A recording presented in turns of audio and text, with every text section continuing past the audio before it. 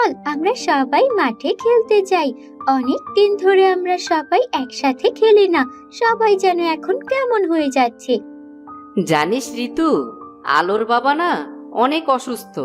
এখন তো ওদের সংসারের অবস্থাও অনেক খারাপ, তাই আলো আমাদের সাথে আর খেলতে আসতে পারছে না। চল আজ আমরা সবাই মিলে আলোর বাসায় যাই। যদি আমরা চাচা চাচিকে একটু সাহায্য করতে পারি তাহলে তো ভালোই হয়, তাই না বল? তুই একটা ভালো কথা বলেছিস। চল সবাই তাহলে আজকে বরং আলোদের বাসা থেকেই ঘুরে আসি। ঋতু, রাজু এবং শিমু আলোদের বাসায় বেড়াতে যায়। আলো, কোথায় তুই? শুনলাম চাচা নাকি অনেক অসুস্থ। আর চাচি কোথায়? চাচিকে দেখতে পাচ্ছি না যে। তোরা এসেছিস? বাবার অসুস্থতার জন্য আমি আর বাড়ি থেকে বের হতেও পারছি না রে। বাবা অনেক অসুস্থ, তোদের সাথে কথা বলতেও যেতে পারছি না। আলো, এটা কি? তোদের বাড়িতে এত সুন্দর একটা মাটির ঘর কোথা থেকে এলো?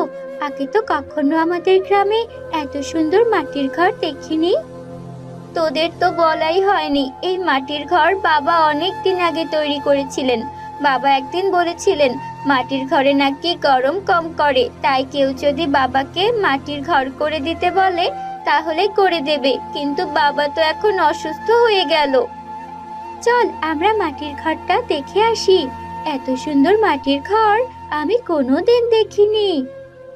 হ্যাঁ তাই চল, নিশ্চয়ই মাটির ঘরের ভেতরটা অনেক সুন্দর হবে। আমার তো অনেক দিনের ইচ্ছে মাটির ঘরে থাকার। বাইরে দাঁড়ায় দাঁড়ায় কি করতাছোস রে বাবারা? ওই মাটির ঘরে কেউ কিন্তু যায়ও না। ওইটা একটা অভিশপ্ত মাটির ঘর। আমি ওই মাটির ঘরে যাওয়া বন্ধ করে দিছি। ওই মাটির ঘরে গিয়েই তো আমি অসুস্থ হয়ে গেছি। এটা তুমি কি বলছো বাবা? মাটির ঘরে গেলে আবার অসুস্থ হবে কেন? নিশ্চয়ই তোমার কোথাও ভুল হচ্ছে। তোর বাবা যখন বলছে তাহলে তোরা ওই মাটির ঘরে যাবি না। তোরা অন্য কোথাও থেকে ঘুরে আয়, ওই মাটির ঘরে যাওয়ার কোনো দরকার নেই। কেন চাচি, আমরা একটু ঘুরে আসি না মাটির ঘরটার ভিতর থেকে? আমরা তো অনেকজন আছি, কিছুই হবে না আমাদের। হ্যাঁ চল, কিছুই হবে না। আমরা কতজন একসাথে আছি, কিছু হলে আমরা ঠিক বুঝে নেব। তোদের কথা শোনানোর সাধ্য কি আর আমার আছে? সব কয়টা একরকম, বড়দের কোনো কথা শোনে না। তারপর তারা সবাই মাটির ঘরে প্রবেশ করে।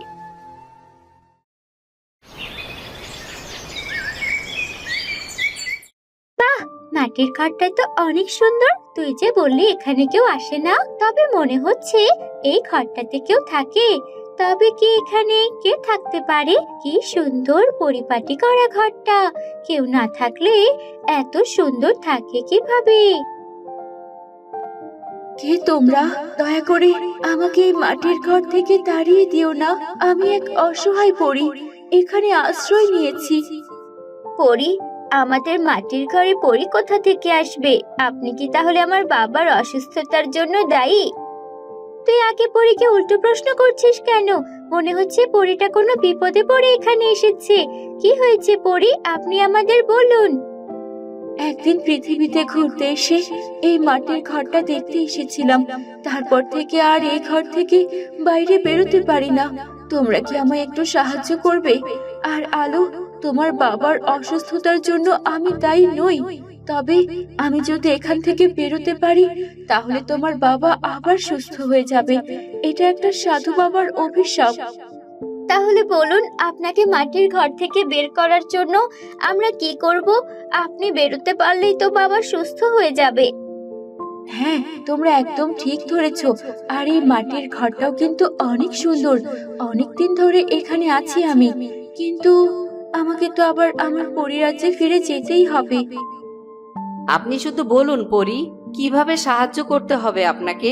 চাচাকে সুস্থ করে তুলতেই হবে। এখান থেকে খানিকটা দূরে একটা ঘন জঙ্গল আছে। ওইখানেও ঠিক এমন দেখতে একটা মাটির ঘর আছে। ওই মাটির ঘরে একটা জাদুর লাঠি রাখা আছে। জাদুর লাঠিটা যদি তোমরা এই মাটির ঘরে নিয়ে আসতে পারো তাহলেই আমি মুক্ত হয়ে যাব। আপনি কোনো চিন্তা করবেন না পরি, আমরা সব বন্ধুরা মিলে এক্ষুনি যাচ্ছি ওই জাদুর লাঠি আনার জন্য। আমরা যাব আর আসবো। সাবধানে যেও তোমরা সবাই, সেখানে কিন্তু তোমাদের অনেক বিপদ হতে পারে, তাই সবাই একসাথে বুদ্ধি দিয়ে বিপদের মোকাবেলা করবে। এটা নিয়ে আপনি কোনো চিন্তাই করবেন না। আমরা 4 বন্ধু একসাথে থাকলে কোনো বিপদই আমাদের ক্ষতি করতে পারবে না। আমরা সবসময় বুদ্ধি দিয়ে সবকিছু সমাধান করতে পারি। বেশ, তাহলে এখনই রওনা দাও আর এই মাটির ঘর থেকে আমাকে বের করো। যদি তোমরা আমাকে এখান থেকে বের করতে পারো, তাহলে আমি তোমাদের সবাইকে উপহার দেব। আপনি শুধু আমাদের চাচাকে সুস্থ করে দিন, এটাই আমাদের জন্য অনেক বড় উপহার। আমাদের আর কিছুই লাগবে না। চল সবাই তাড়াতাড়ি, সন্ধ্যা হওয়ার আগে আবার ফিরে আসতে হবে যে। কিছুক্ষণ পর অনেকক্ষণ ধরে জঙ্গলে হাঁটছি, কিন্তু মাটির ঘর তো দেখতে পাচ্ছি না। মাটির ঘরটা কোথায় বলতো? তুই এমন ধৈর্য ছাড়া হয়ে যাচ্ছিস কেন আলো? এত অধৈর্য হলে তো কোনো কাজই হবে না। আর একটু ধৈর্য ধর, দেখবি মাটির ঘরটা আমরা ঠিকই পেয়ে যাব। তারা সবাই আরো সামনের দিকে হাঁটতে শুরু করে। আমরা তো নদীর কাছে চলে আসলাম, এখনো তো কোনো মাটির ঘর দেখতে পেলাম না। তাহলে কি আমরা ভুল রাস্তায় চলে আসলাম? না, আমরা ঠিক রাস্তাতেই আছি। ওই দেখ, একটা মাটির ঘর। আর একটু সামনে যেতে হবে আমাদের সকলকে। ঠিক আছে, চল। তবে আমার খুব ভয় করছে এই জঙ্গলে। কেউ এখানে আসে না, আমরা কেন আসতে গেলাম? এরকম ভীতুর মতো কথা কেন বলছিস? এখানে আবার ভয় কিসের? আর আমরা কতজন একসাথে আছি দেখ তো। চল চল, তাড়াতাড়ি মাটির ঘর থেকে জাদুর লাঠিটা নিয়ে যেতে হবে যে। ঠিক তখন সামনে একটা সাধু বাবা চলে আসে। ওই মাটির ঘরে যাওয়া যে তোমাদের নিষেধ। তোমরা কেউই মাটির ঘরে যেতে পারবে না। এখনই জঙ্গল থেকে চলে যাও, আর কোনোদিন এই জঙ্গলে আসবে না তোমরা। আমরা তো চলে যাওয়ার জন্য আসিনি সাধু বাবা। যেভাবেই হোক আমরা পরীকে উদ্ধার করবই। আপনি দয়া করে আমাদের ওই মাটির ঘরে যেতে দিন। এভাবে তোমরা তোমাদের মৃত্যুকে ডেকে আনতে পারো না। আমি যদি অভিশাপ দেই, তাহলে তোমরা সারা জীবন ওই মাটির ঘরে থেকে যাবে। ওই পরীর মতো আর কোনোদিনই এই মাটির ঘর থেকে বেরোতে পারবে না। কিন্তু আমার বাবাকে সুস্থ করার জন্য জাদুর লাঠি নিয়ে যেতেই হবে। আপনি দয়া করে আমাদের সাথে এরকমটা করবেন না। আপনি আমাদের যা বলবেন আমরা তাই শুনবো, কিন্তু এখান থেকে যেতে পারবো না। তোমাদের সাহস দেখে তো আমি অবাক হলাম। ঠিক আছে, তোমরা তাড়াতাড়ি জাদুর লাঠিটা নিয়ে এখান থেকে চলে যাও, আর কখনোই এই মাটির ঘরের আশেপাশে আসবে না। এটা কিন্তু কোনো সাধারণ মাটির ঘর না। ধন্যবাদ আপনাকে সাধু বাবা। জাদুর লাঠি নিয়েই আমরা জঙ্গল ছেড়ে চলে যাব। চল সবাই তাড়াতাড়ি। সবাই মাটির ঘরে গিয়ে জাদুর লাঠিটা নিয়ে চলে আসে। আমাদের কাজ তো হয়ে গেছে, এবার পরীকে মাটির ঘর থেকে উদ্ধার করতেই হবে। লাঠিটা আমার হাতে দে, আমি জানি পরীকে কি করে সাহায্য করতে হবে। কেন? আমরা সবাই তো একসাথে এই কাজটা করলাম। তুই একাই কেন পরীকে বের করতে যাবি? আমরা সবাই একসাথে পরীকে মাটির ঘর থেকে বের করব। তোমাদের কিছুই করতে হবে না, তোমরা শুধু লাঠিটা আমার হাতে দাও। আমি এখান থেকে বেরিয়ে আসছি, আর তোমরা একটু দূরে গিয়ে দাঁড়াও।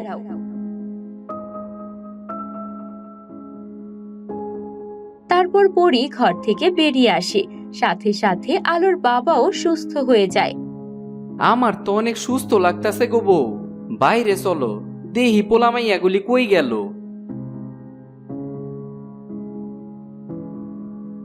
তোমাদের অনেক ধন্যবাদ। আমি আলোর বাবাকে এমন এক জাদু শক্তি দিলাম, এখন আলোর বাবা সারা জীবন মাটির ঘর তৈরি করে নিজের সংসার চালাবে।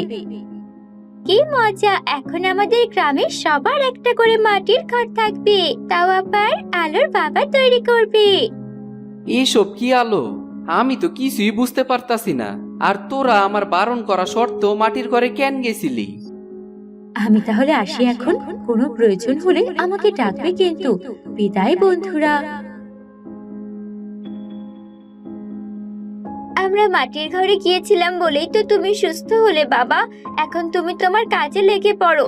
এখন আবার মাটির ঘর তৈরি করবে তুমি। তোমার মাটির ঘর অনেক সুন্দর হবে, পরি বলেছে। এইটা তোরা কি কইতাছোস? আমি তো তোগো কথার কিছুই বুঝতে পারতাছি না। তোমাকে কিছুই বুঝতে হবে না চাচা, তুমি আমাদের বাড়িতে চলো। প্রথমে আমাদের বাড়িতে একটা মাটির ঘর তৈরি করে দিবে, তারপর দেখবে কি হয়।